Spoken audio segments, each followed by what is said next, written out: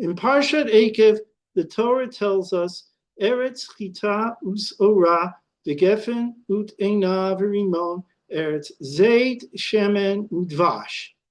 Dvarim chapter 8, verse 8. A land of wheat, barley, vine, fig, and pomegranate. A land of olive oil and honey. Avimo Rizal in Divrei Halev, page 348, 349, calls attention to the Mishnah in Brachot Perek Vav Mishnah Dalit. Hayu lefanav minim harbe. Rabbi Yehuda Omer im yesh beinehem mimin shiv'a mevarech alav. The Chachamim omrim mevarech al eiz mehen sheyirtzeh. Someone who has several species before him, Rabbi Yehuda says he should make the bracha on one of the 7 species. Chachamim say he can make the bracha on any one he wants, even if it is not one of the 7. That, of course, can differ from person to person. As my father puts it, the Torah tells us its hierarchy of grain and fruit, while human beings decide which tastes better. To rephrase this, Rabbi Yehuda says that the Torah's specification of these species is objective. These species are objectively the best. Chachamim say that this is a recommendation. A person can choose to prefer a species not listed among the 7. However, when it comes to the bracha after eating, there is no such choice. The Mishnah Brachot Perek Vav Mishnah Chet says, Achal te'inim va'anavim v'rimunim mevarech acharehen shalosh brachot. Divrei Rabban Gamliel. The Chachamim omrim bracha achat me'ein shalosh. Gamliel says that one who eats figs, grapes, or pomegranates recites after them 3 brachot, what we call Birkat HaMazon. The Chachamim say he recites 1 bracha, incorporating elements of all 3. Both agree that the 7 species have a special status.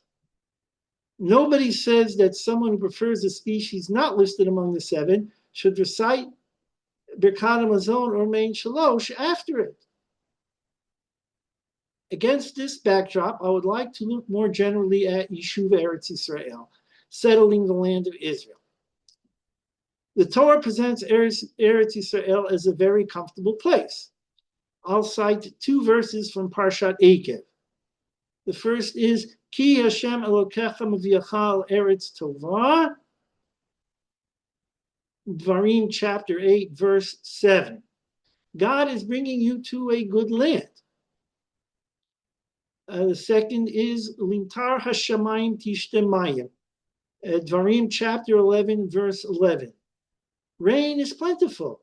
Eretz Yisrael is a present. On the flip side, should the people worship idols, they will be subject to a series of punishments. The climax of these punishments is exile. That's in Dvarim chapter 11, verse 17. The Torah does not entertain the possibility that someone would want to leave Israel. In rabbinic sources, there is a different picture.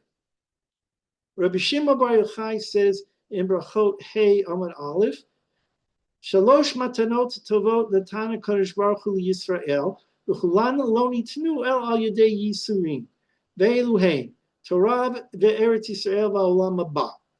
God gave Israel 3 good presents, but they were given through tribulations: Torah, land of Israel, and the world to come.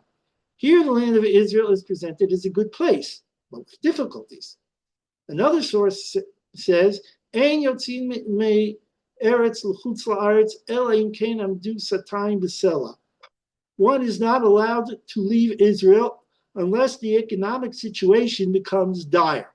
That is a bright of Bava Batra, Tzadi Aleph, Abed Aleph. Here, living in Israel becomes normative. A person may want to leave Israel. The halacha tells him that he is not allowed to. Living in Israel is not a recommendation. It is a mitzvah. What brought about this change in perception? For one, the difficult situation in Israel in the 2nd century after the Bar Kokhba rebellion was indeed difficult. Many people left. Additionally, there is a spiritual element. Is it a mitzvah to live in Israel just to benefit from the 7 species? Is there no spiritual element? This point is made by Rabbi Simlai in Sota Yodalet Amud Aleph. Mipnei manit ava Moshe Rabbeinu likanes le'eretz Yisrael. B'chila chomi piryah hu tzarich. Why did Moshe desire so much to enter Eretz Yisrael? Did he need to eat its fruit? No, there must be a spiritual element to living in Eretz Yisrael. And that, in the eyes of Chazal, that was obvious. In the eyes of Chazal, living in Israel is a required spiritual act, not a personal preference. Shabbat Shalom.